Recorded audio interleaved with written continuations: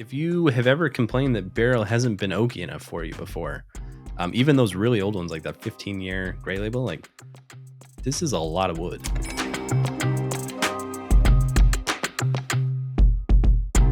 This is a brand new product. Mine literally showed up today, so really excited about it. Took a little B-roll, but I haven't tasted it myself. And this is Barrell Vantage. This is a brand new product from our friends over at Barrel Craft Spirits.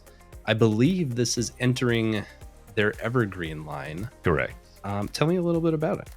So this is going to essentially take the place, at least for the time being, of Armida, which is I think one of their wilder expressions.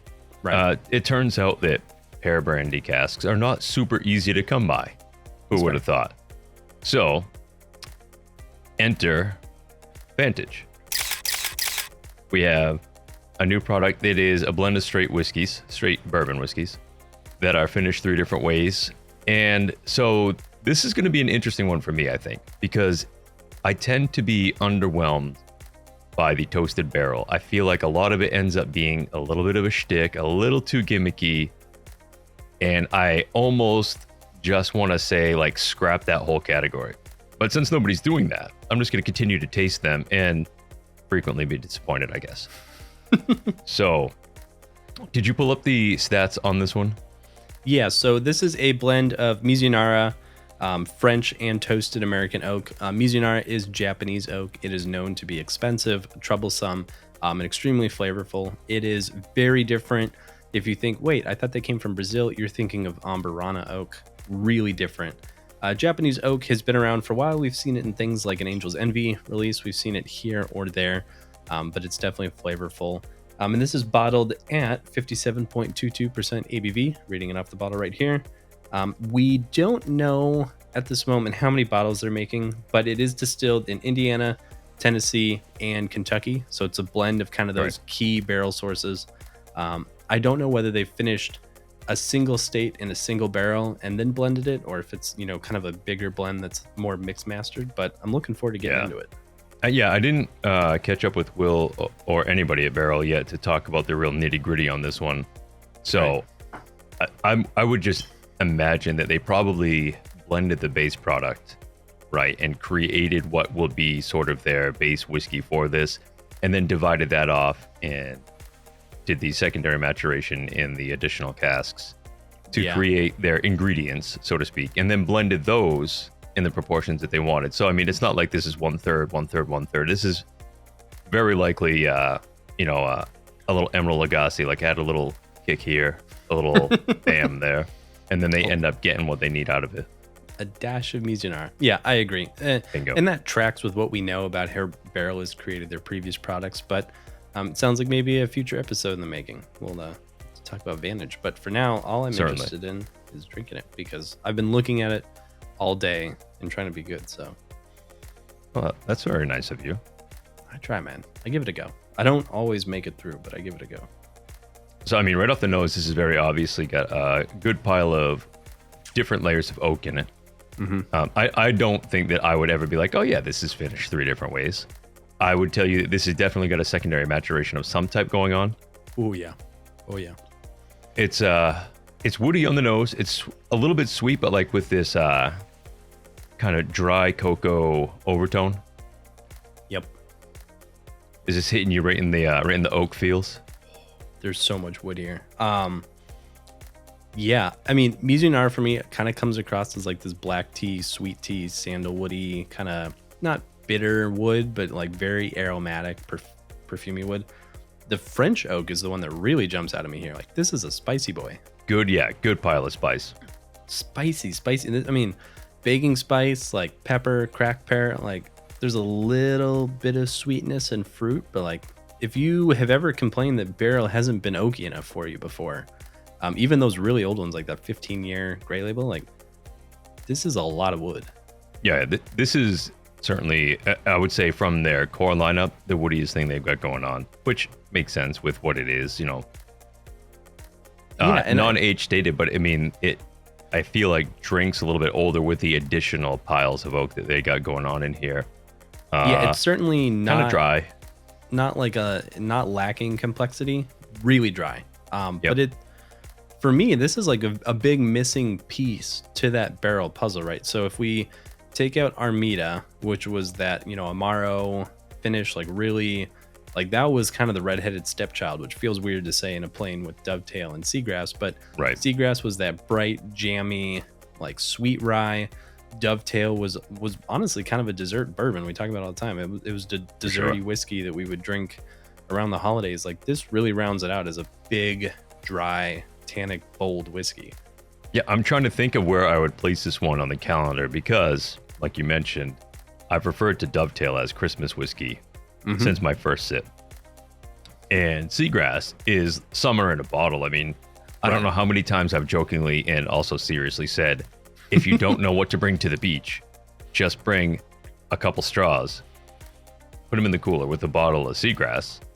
When you get to the beach, open the bottle, put the straws in, and then you're good to go. Like you could share with your friends if you want to, or you can use all the straws for yourself, and you're going to be just fucking styling because it's an absolute like summer breeze in a bottle. I love it.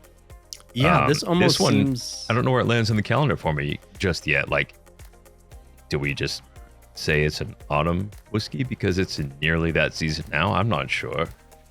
This for me is like kind of a dual season, right? Like I agree in handing over summer to Seagrass, like I want nothing else.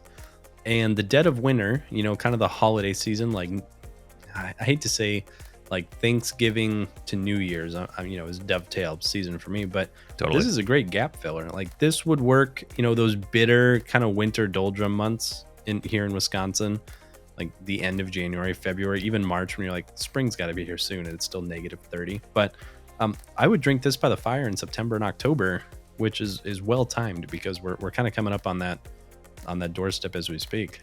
Yeah, certainly. I mean, I find like some pretty cool layers of like Madagascar vanilla, like cocoa powder, a good chunk of spice in there, a lot of oak, but like in a layered way. It's not like this is just totally oak driven. Right. Also, we just mentioned earlier, I'm not as sensitive to the oak as you. This is not going to drive me off. I find like I'm having a hard time wrapping my mind around how this fits in there other than Seagrass checks off the rye box. Dovetail is a blend of whiskeys, not even necessarily bourbon. That's a good point. And this, I think, kind of drives home like, okay, we don't have a bourbon product in our evergreen lineup, and this brings it in there. I wonder if it was sort of created with, we need to do a bourbon product. What is that going to be? And I think this sort of, most certainly checks that box with being a blend of 3 different states bourbon, but that's a good point. I wonder, like it's an outlier still. Yeah, I wonder what came first, the whiskey or the label.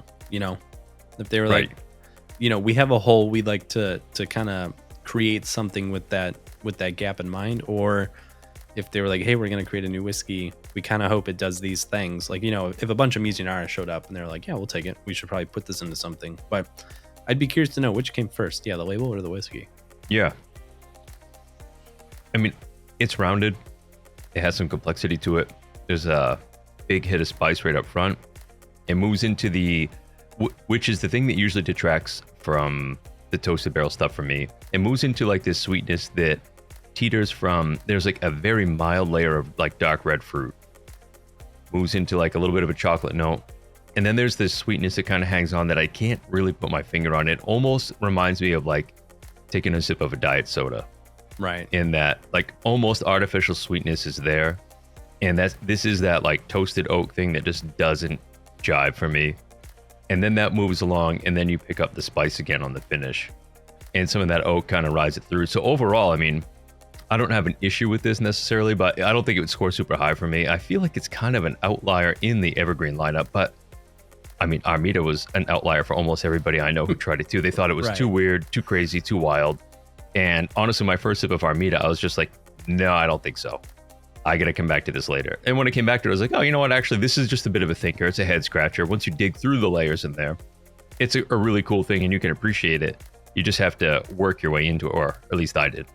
This one, I don't feel like needs a lot of warming up. It's not like getting into the hot tub and you put your foot and you're like, oh shit, that's too hot.